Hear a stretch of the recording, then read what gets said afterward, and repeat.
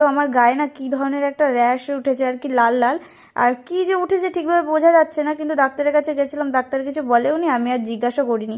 ওষুধ দিয়েছে আর কি, সেটা নিয়েই চলে এসেছি। তারপর এদিকে আমার বিছানাটা আমি সুন্দর করে গুছিয়ে নিচ্ছিলাম। আর আমার এক বিছানা যদি একটুখানি অগোছালো থাকে আমার একটুও ভালো লাগে না। আর সকালবেলা উঠে আমি তাড়াতাড়ি তার জন্য বিছানাটা গুছিয়ে নিই। আমার বিছানা গোছানো থাকলে মনে হয় যেন সারা ঘরটাই আর কি পরিষ্কার আছে। আর বিছানাটা যদি অগোছালো থাকে মনে হয় যেন সারা ঘরটাই অপরিষ্কার হয়ে আছে। আর যেহেতু এখন জিমি আমার সাথে খাটের পরে থাকে, যার জন্য আমাকে আর কি ভালো করে বিছানাটা সবসময় পরিষ্কার করে রাখতে হয়। আর আমি তো এটাই বুঝতে পারি না যে আমার খাটের পরে কেন এত ধুলো পড়ে। আমাদের তো মাঠের মধ্যে বাড়ি, রাস্তার উপর তো বাড়ি না, তাও এত পরিমাণে ধুলো পড়ে, লোকে দেখে ভাববে কি মনে হয় এদের হাই রোডের পরে বাড়ি। মানে এত পরিমাণে নোংরা পড়ে প্রত্যেকটা দিন, মনে হয় দিনে 3 থেকে 4 বার আমার খাটের ওপর থেকে খাটের স্ট্যান্ড সব কিছু পরিষ্কার পরিচ্ছন্ন করে রাখতে হয়। তারপরে চলে এসেছিলাম আর কি, কিছু বাসন ছিল সকালবেলা, সেগুলো আর কি মেজে নিচ্ছিলাম। এগুলো বাবা খাওয়ার পরে আর কি কিছু বাসন হয়েছে। আর দেখলাম ঘরে কিছু বাসন ছিল, তাছাড়া মাও আবার কিছু বাসন মেজে ধুয়ে গেছে। তার জন্য আমি এইগুলো আর কি সুন্দর করে মেজে নিচ্ছিলাম। এখন যাব আর কি চা করতে। আর এখন যেহেতু শীতকাল পড়ে গেছে, প্রত্যেকদিন সকালবেলা যদি একটুখানি গরম গরম চা খাওয়া যায় তাহলে কিন্তু বেশ ভালোই লাগে। কারণ সকালবেলা ওয়েদারটা অনেকটাই ঠান্ডা থাকে, তার জন্য আর কি গরম গরম চা খুব ভালো লাগে মুখে। তার জন্য এদিকে আমি সুন্দর করে চাও বানিয়ে নিয়েছি। আর যেই কাপটাতে আমি চা খাচ্ছি জানো তো, এই কাপটা আমাকে আমার কাকি গিফট করেছিল আমার জন্মদিনের সময়। তখন আমার প্রায় ওই 12 কি 13 বছর বয়স ছিল। এখনও অনেক ছোট আছি, আর তখন তো আরও ছোট ছিলাম।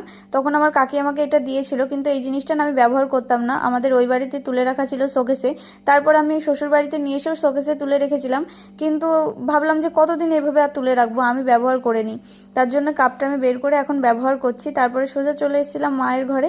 মায়ের ঘরে আমার বিছানার চাদর পাতা ছিল, যেহেতু আমাদের ঘরের বিছানার চাদর অনেক বড় আর ছোট, আর মাদের ঘরের বিছানার চাদর যেহেতু ছোট সেগুলো আর কি আমাদের খাটে হয় না।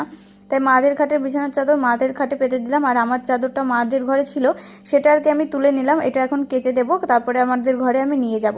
তার জন্য মার ঘরটা সুন্দর করে খাটটা পরিষ্কার করে, আর বিছানার চাদরটা আমি কালকে কেচে দিয়েছিলাম, সেটাই আর কি সুন্দর করে মাদের ঘরে পেতে দিলাম। তারপরে আমি চলেছিলাম সোজা ওপরে, আমি কিছু মাটিতে বীজ বসিয়েছিলাম, সেইগুলো থেকে দেখতে এসেছিলাম যে একটুখানি চারা বেরিয়েছে কিনা, আর জল দিতে।